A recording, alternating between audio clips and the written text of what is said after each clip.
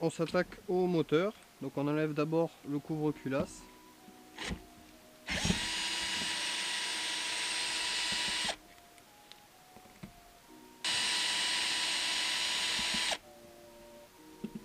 Voilà.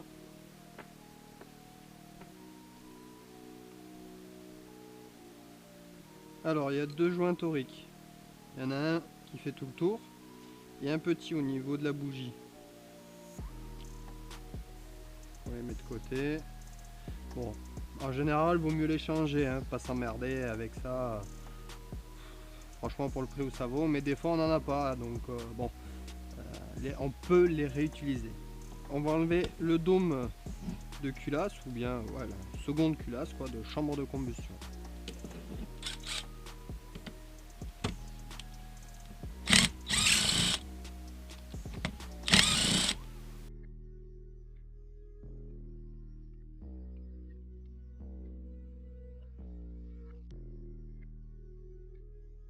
Là pareil, il y a un petit joint torique.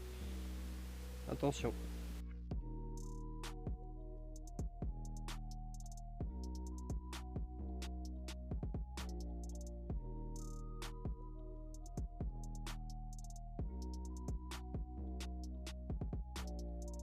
Allez, l'heure de vérité, on va enlever ça et voir comment ça se passe là-dedans.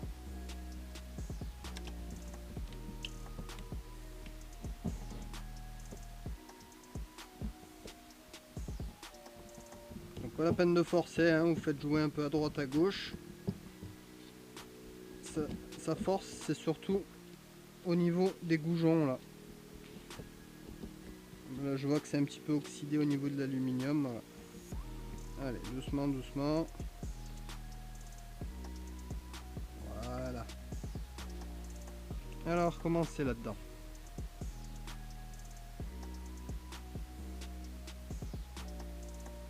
Il n'y a pas une trace. Franchement, il est nickel.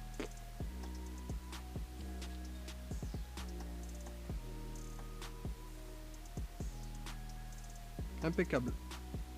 Je fais une petite parenthèse au sujet du piston, parce qu'on entend de tout et de rien au niveau de nombre d'heures à faire sur un moteur au niveau du piston ou de la bielle. Ça dépend des utilisations. Pour un moteur de loisir, par exemple sur un Rotax, que ce soit un national ou un max, on entend souvent dire 25 heures piston, bas moteur, du moins kit bielle, le double, 50 heures. Hein. Ce sont des valeurs type moyenne. Ça sert à rien de changer un piston au bout de 20 heures s'il est encore dans les côtes, tout simplement. Hein. Pourquoi on change un piston? Parce que tout simplement, eh bien, il vient s'user, donc de la matière au fil du temps s'enlève, et donc le piston se réduit. Hein. Donc ce qu'il faut, si vous contrôlez donc votre piston, et que votre piston, même s'il est un petit peu noir, est encore dans les côtes, ça sert à rien de le changer. Hein.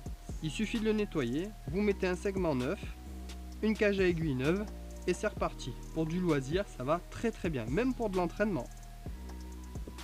Pour ça, il vous faut un pied à coulisse. Il est important d'utiliser le même outil pour mesurer le cylindre et le piston. Hein. On prend la mesure au niveau des jupes ici, hein, parce qu'il faut savoir qu'un piston c'est conique. Hein. C'est pas la même mesure ici et ici. Donc on prend au plus large, c'est aux jupes. 53, 93, 94, voilà, à peu près. Donc 53, 93. Ensuite on vient prendre son cylindre, et ça c'est la partie la plus délicate à faire au niveau de la mesure, parce que c'est cylindrique. Voilà, donc on y va. Normalement on devrait être aux alentours de 54. Donc on force pas dessus, hein. Il faut savoir se servir de ce genre d'outil. Voilà, donc j'ai 54,01. On est aux alentours de 7-8 centièmes jeu cylindre piston. C'est tout à fait acceptable pour rouler encore de nombreuses heures en loisir, ou peut-être même en entraînement, ça peut le faire aussi.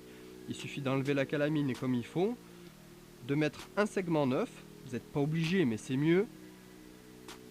Comment on appelle ça, une cage à aiguille neuve, et vous repartez avec un piston qui a déjà tourné, qui est toujours dans les côtes. Voilà.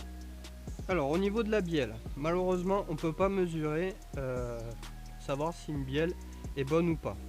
On peut le mesurer, mais il faut la démonter. Si on la démonte, on la change. Voilà.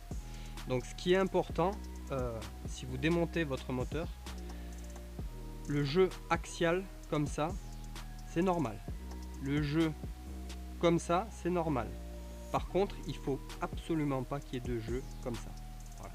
Donc vous faites un contrôle à la main, déjà comme ça. Donc faites attention, vous voyez, hop, là la bielle elle bouge. Prenez votre temps et vous essayez de faire monter et descendre la bielle avec le vilebrequin fixe. Il ne faut pas sentir de jeu. Si vous sentez un tout petit jeu, vous avez un petit soupçon, n'hésitez pas, changez-la. Sur celle-ci, c'est OK. Donc ça, c'est un moteur qui avait environ 10 heures.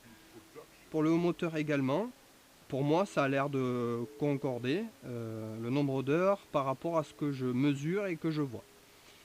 Ça peut être un très bon indicateur, par exemple, sur un moteur qu'on vous a vendu, quand on vous dit oui, le piston à 6 heures, machin, tout ça. Si vous mesurez, bien souvent, c'est marqué la cote du piston, vous mesurez, vous êtes bien en dessous, vous êtes quasiment sûr qu'il a beaucoup plus d'heures que ce qui est dit.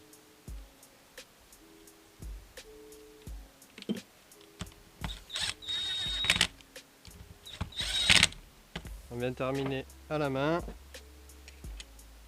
Donc pour le serrage en croix, pas la peine de serrer super fort non plus, hein.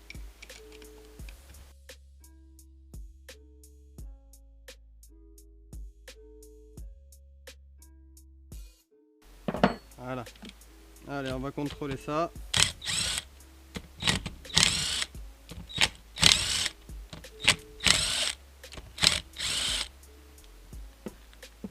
Hop. 1,08.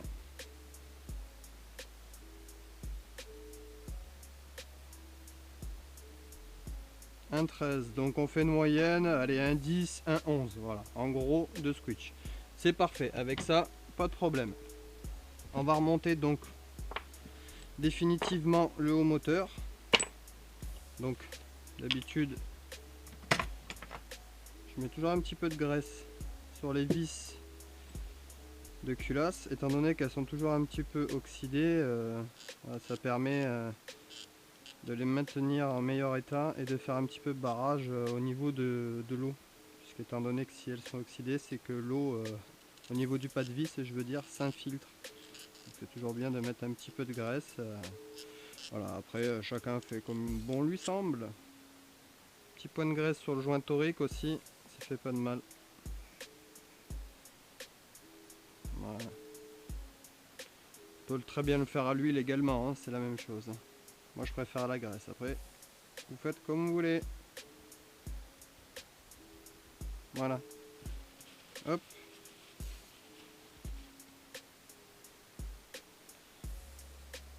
On va remettre la culasse.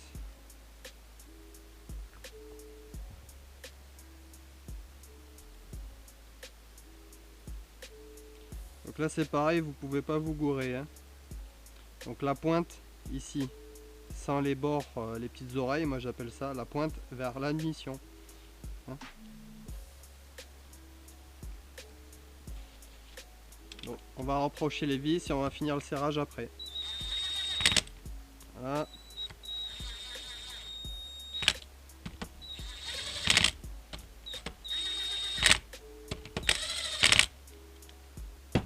Voilà.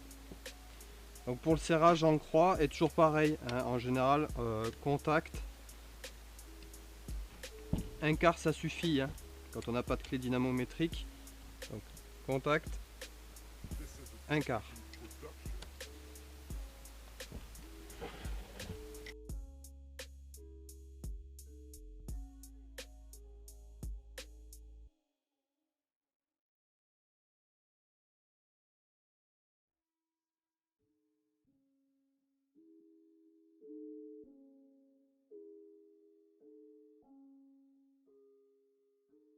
This is a Chucky Beat production.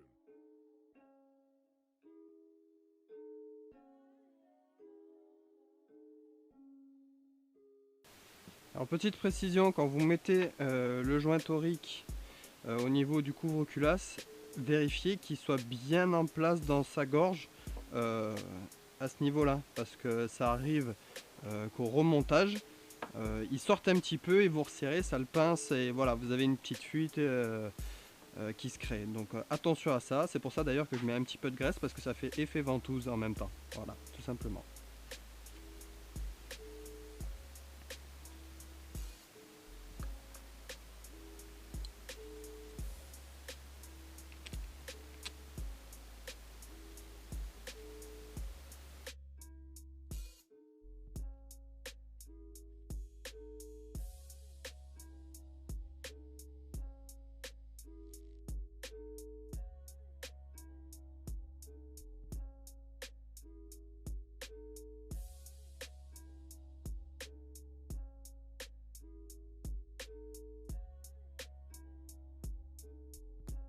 Je termine donc par la boîte à clapper. Donc la boîte à clapper, vous pouvez déjà faire un petit contrôle visuel avant de la nettoyer. Et ce que vous faites, c'est que vous essayez de regarder à travers avec un point lumineux.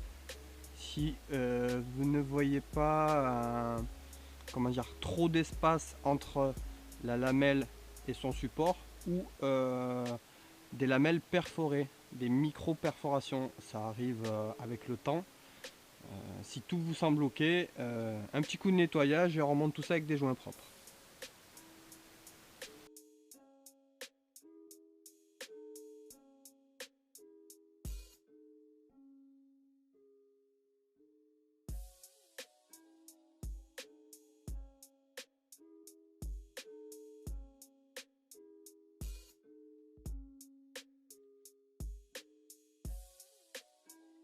Bon bah tout est ok. Maintenant que le moteur est bien installé sur son châssis, on va pouvoir réamorcer le carburant. Donc avant de forcer sur le démarreur comme un bourrin pendant 3 heures, le temps que l'essence arrive jusqu'à la pompe, jusqu'au carburateur et ainsi de suite. Voilà, bien souvent on force sur le démarreur, on force sur la batterie, et puis bon, c'est pas terrible. Pour réamorcer donc correctement d'abord son carburateur, c'est tout simple. Sur ce modèle de carte, comme sur les X30 par exemple, il n'y a qu'une seule durite, c'est celle d'arrivée. Sur les KZ, il y a la durite de retour. Vous voyez, ça fait un circuit comme ça en fait, en vérité. Sur celui-ci, il n'y a que l'arrivée et une durite de trop-plein. Donc ce qu'il faut faire, tout simplement, c'est de souffler bouchon bien fermé et de souffler dans la durite de trop-plein pour faire arriver l'essence par la durite jusqu'au carburateur. Pardon.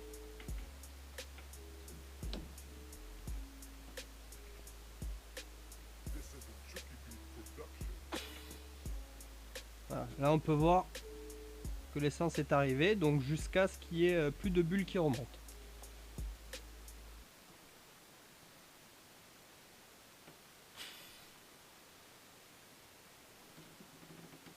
Là, vous voyez, donc vous faites bouger un peu la durite. Donc on voit bien l'air qui sort du carburateur. Alors certes, avec cette méthode là, donc si vous amorcez le carburateur, vous forcez un peu sur le démarreur, il va finir par démarrer évidemment. Le but c'est de, comme on dit, ménager sa monture.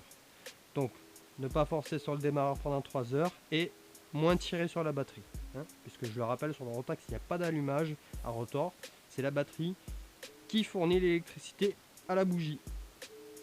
Donc pour amorcer la chambre de combustion, on enlève la bougie tout simplement. Voilà.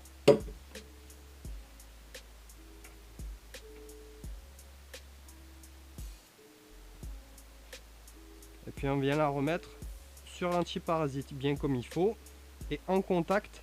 Moi je me mets en général toujours ici en contact avec une partie non peinte, hein, puisque faut que on va mettre des coups de démarreur pour que l'essence qu'il y a dans le carburateur puisse arriver jusqu'à la chambre de combustion.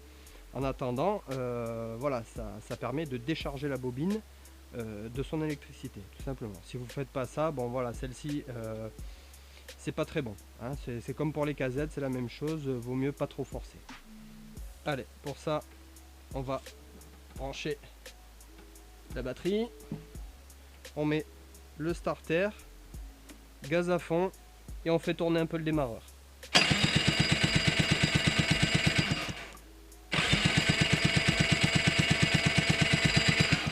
Voilà, ça suffit. On peut remettre la bougie.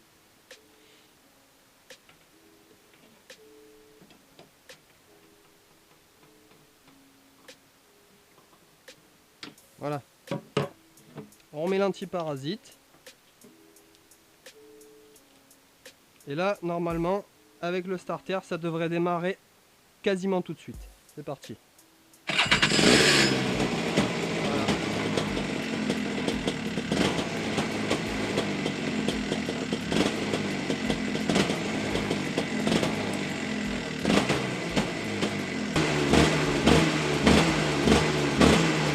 Voilà les amis, j'espère que cette petite vidéo révision sur ce Rotax vous a plu. J'espère qu'elle vous aidera puisque c'est le but un petit peu de mes vidéos.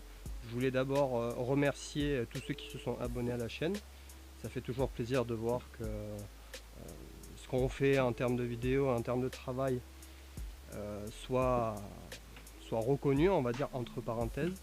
Moi je fais ça tout d'abord pour pouvoir aider et à faire avancer la discipline. D'ailleurs je suis pas professionnel, je suis plutôt passionné de mécanique. Voilà, pour ceux qui n'auraient pas bien compris le concept de la chaîne. Voilà. À bientôt les amis, ciao ciao.